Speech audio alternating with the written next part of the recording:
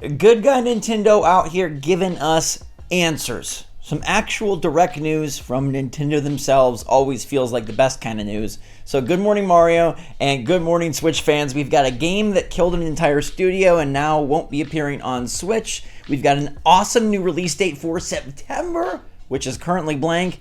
And we have Nintendo talking about exciting and not exciting upcoming plans. So what's going on, everybody? It's Zach from SwitchForce. Hope you're excited. I'd super appreciate if you would like this video and subscribe if you haven't already. Good Morning Mario is nearing its 600th episode. We're midway through the 500s, and I'd love to keep this show going for eternity. So your support is the only way that's possible and means super much to me.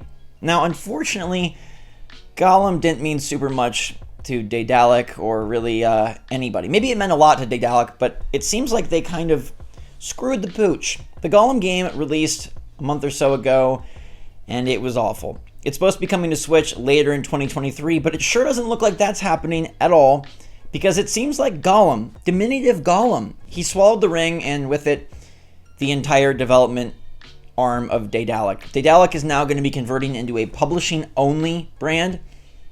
Wow. Like, I feel very bad, not because we're missing the Switch version. I don't think anyone really cares anymore at this point, but because literally one game killed an entire studio, and that's honestly sad. Nobody sets out to make a bad game, and only honestly, first-party Sony studios and Nintendo seem completely armored up. Like, they can make anything, and it works out well. But even then, sometimes, like Alpha Dream made phenomenal Mario and Luigi games, and they got the axe. So Daedalic said they made the difficult decision to mark a new beginning.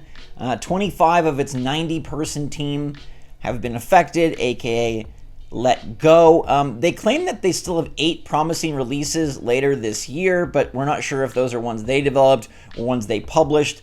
I don't know about Gollum on Switch. I think at this point, there would be no point in spending the money to port it over unless they think there's a way to recoup some costs. But the Gollum game performed so poorly elsewhere, I don't know that anyone will even take a flyer on it on Nintendo Switch later this year when it's dropped down to like $10, $15, $20 on other platforms. I don't recommend the game at all based on reviews and what I've seen, but I do feel bad that Daedalic, they canceled an upcoming Lord of the Rings game and they're just done. Sad times. But let's talk about a game that is coming and one that's dropping in September, a month that is currently pretty darn blank. Nintendo awkwardly is skipping August, September, and December as of now. They've got a July game in Pikmin 4, and then they go all the way to October. They've got Detective Pikachu and Mario Wonder, but nothing happening in those 2 months in between or December. Wonder if something's going on there. But I do now know that we will get what's going to be the best indie of the year.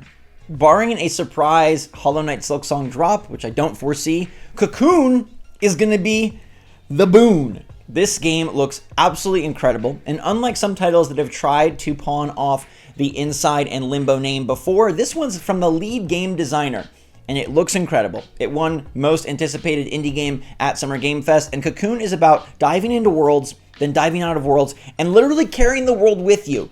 Atlas shrugged, but this little bug, he just carries it like a baby. It's puzzly, it's creepy, it's got like big boss type encounters. It looks like this is going to be a very evocative game, I'm sure, audio-wise, video-wise, and just gameplay-wise, because jumping in and out of worlds seamlessly as it shows, no loads. It's not like, sorry to pick on Pikmin, but you dive into the cave and it's a load, then you're in the cave. Cocoon is like, no, you're in a world, you pop out of the world, and boom, you're in another world. I don't know, it's like those Russian stacking dolls, but taken to the nth degree. September 29th, cannot wait for this one. Most anticipated indie for me, because I really don't think Hollow Knight's coming out. And if Hollow Knight doesn't come out, I'm telling you, this will be indie of the year. It looks phenomenal, and this is another must-have game. It is releasing on other platforms, but thank goodness gracious we get it on Switch, day and date, launching in September. Something to play, even though it's at the back end of the month. Oh, I think this game looks perfect. What do you think? Are you guys excited for Cocoon? It looks like a technical marvel, but also just, it's going to get us good. Inside sure as heck did that. You want the good stuff or the bad stuff first? Good stuff. Okay, Nintendo, their Q&A has been fully translated now, and so we have a lot more information that gives us actual, concrete, factual data. A lot of times when these translations first come out, either A, we have no translation, we don't have the full list of questions, we don't have the answers, or we have a sort of mysterious translation where we think we know what they said. And that's going to come into play with the second piece. But the first piece is that Nintendo was asked about the multiverse. And we know that NFTs, multiverse, Web 3.0, all that stuff is scary for games. We know that some companies like Square have been like, whoa, we're doing NFTs. And some companies have sort of stayed away from it. Nintendo, always respectively neutral. They, though, say that the multiverse ain't for them. Effectively, that's what they said. Furukawa was asked about the multiverse, and he said, although the enthusiasm may not be as high as before, the metaverse continues to capture the attention of many companies around the world. I almost feel like this is a slight dig. Kind of love it. He says, I think the concept has potential, but though we sense its potential, we also believe it will not be easy to clearly define what kinds of fun and surprises it can provide. We might consider something if we can find a way to express it with a Nintendo-like approach, but I believe that this would be difficult at the present time. 3 cheers for Furukawa, a man of many talents, and one who can recognize that the metaverse is bad for games, and not something Nintendo will pursue. I didn't think they would. Great to have confirmation. And I think the more Furukawa talks, you realize that this guy is very smart, very tuned in, and very much going to help usher a new generation in smoothly and smartly and fan-servicey. A lot of the things he says between the lines, even though you might just view them as PR speak, are like, hey, we want this to be easily understood by consumers. We want this to appeal to consumers. We want this to be fun and surprising for fans. We want this to work well with our established audience. And to me, that just screams backwards compatibility, easy transition, and good things moving forward. Speaking of moving forward, there was a rogue quote about Nintendo saying that developers are greedy in discussing Nintendo Switch's power. Now, this was a very strange and worrisome quote because Nintendo Switch clearly is underpowered. I don't think that can be argued in any place by any person at any time. But will Nintendo feel that same way and move us along quickly? Well, this quote about developers being greedy sure seemed like no. And it seemed like a weird bash at game developers who just want to make the best vision of their creativity possible. They don't want to be held back by Nintendo's, duct tape hardware. They want something that can help them realize their vision and make things easier, better, and bigger than before. They want to deliver the ultimate experience, and I think it's safe to say that for many third-party developers, and maybe even Nintendo developers, the Switch is not allowing them to reach their potential. Well, we've got a clarification on this, but it still makes me think that Nintendo is not as concerned with power as we'd like them to be. This quote here comes from Shinya Takahashi, who is a director and senior managing executive officer at Nintendo. And at the shareholders meeting, he was asked about the power of the Switch. And he said, as a game software developer, if you ask me whether Nintendo Switch has sufficient performance, I would not say it's lacking. Would you, Takahashi? You would not say it's lacking. Here comes the big quote. However, game developers will always want more and will always want to incorporate a lot of elements that exceed the hardware limitations. So it wasn't him calling developers greedy, it was them saying that they want more. And I think, honestly, that word choice is supremely important because it shows that he still is having respect for these developers asking for more without calling them greedy. He does say, though, since the Famicom era, we have worked on how to fit these elements inside a framework with certain limitations, and our job is how to figure out how to create a fun game within these constraints. I believe that some interesting content are created as a result of accommodating the limitations, and we have actually been able to make this happen. I don't buy it. I want you to tell me what games have been interestingly created within the limitations of the Switch's power. Now, within the limitations of the Switch's form factor, of the hybrid nature, of the Joy-Con controller, absolutely. Within Nintendo's idea of fun, within multiplayer, within family-friendly experiences that still appeal to the hardcore, absolutely. But what game is better or more fun because of the limitations of the hardware power? I see how they're spinning this. I know they're trying to tell you yo, we've always had to deal with limitations and we've come out with shining colors. But I don't think Nintendo has ever been so far behind. Now, Koshi Oda, another director and senior executive officer, said we have been developing Nintendo Switch software for a long time, ain't that the truth, and have used various methods to overcome performance barriers. Even now, the system developers are listening to game developers and continuously implementing initiatives to increase the smoothness and longevity of Nintendo Switch software development. Now, this might be true.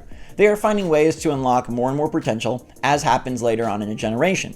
But I think it's very clear that these answers show Nintendo is being asked for more power. Nintendo knows that they're lacking in power, but they don't seem to be concerned. Now, I don't think they'll come out and say the Switch sucks, right? They would never say that, but it's interesting to me that in these answers, there's nothing that hints towards the future. There's nothing that talks about we're excited to move forward. There's nothing that talks about we can't wait. Like, Nintendo has been well conditioned to know that power is not something they often play with. And so that's why I think even with the Switch 2, or however that is called, I feel we will have a more family type approach, meaning the Switch and Switch 2 are kind of one and the same, more of a half step than some dramatically new full step. It does very much feel like to me Nintendo is so software focused right now. And getting their software to all be 10, 20, 30, 40, 50, 60 million sellers, I feel like that brings about a lot of success and a lot of industry credibility and love, more so than power.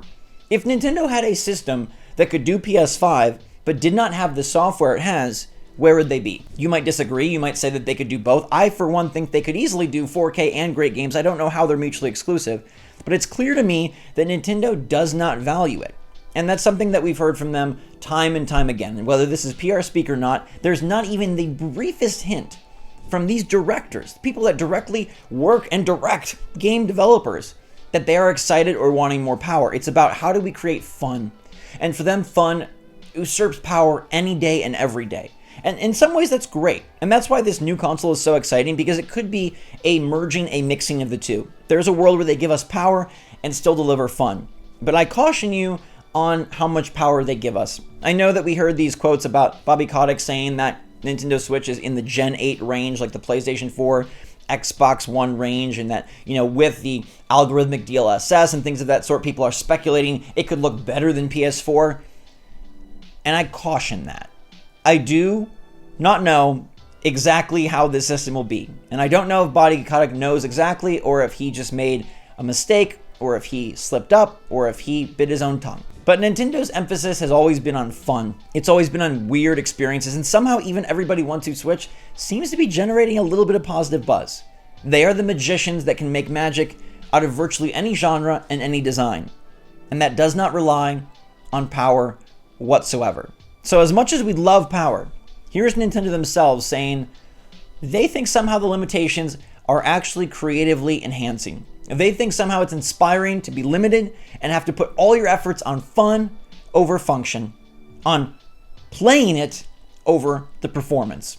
Again, it seems like you could have both. I don't know how they can't make that work as of yet, and maybe they still will. Maybe this is just spin. But Nintendo is straight up letting you know, developers want more, and we don't care.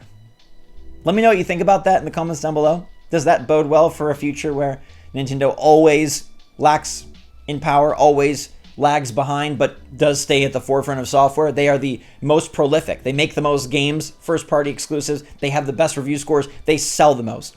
They are killing it on the software side. And while Nintendo will not just go away and become a software developer, I wonder if in this era, Furukawa notices that software is the key to success, much more so than hardware. And the vehicle that you deliver is important, but the actual specs are not.